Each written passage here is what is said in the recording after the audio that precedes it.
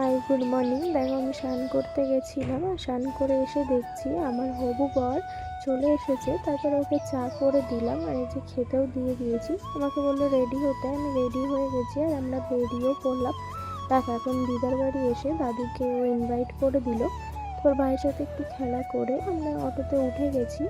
দেখো আমরা বহরমপুর চলেও এসেছি। এখন আমরা শাড়ির দোকানে ঢুকছি। দেখো এখন আমার জন্য বেনারসি দেখা হচ্ছে যে কোনটা নেব। তারপর এটা পছন্দ হলো, একটু গায়ে দিয়ে দেখলাম যে কেমন লাগছে। তারপর দিদি দাদারাও চলে এসেছে। এখন দিদির জন্য শাড়ি দেখা হচ্ছে যে দিদি কোন শাড়িটা নেবে।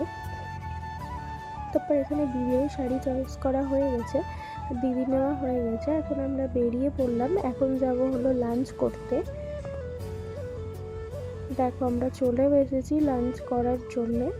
দেখো আমাদের খাবারও দিয়ে দিয়েছে। তারপর লাঞ্চ করে এখন পাঞ্জাবি নেওয়ার জন্য চলে এসেছি। আমার পাঞ্জাবি পছন্দ করছে, পাঞ্জাবি নিয়ে এখন জুতো নেওয়ার জন্য চলে এসেছি। তারপর ব্লেজার নিয়ে আমি বাড়ি যাচ্ছিলাম। চলো বাই, দেখা হচ্ছে নেক্সট ভিডিও।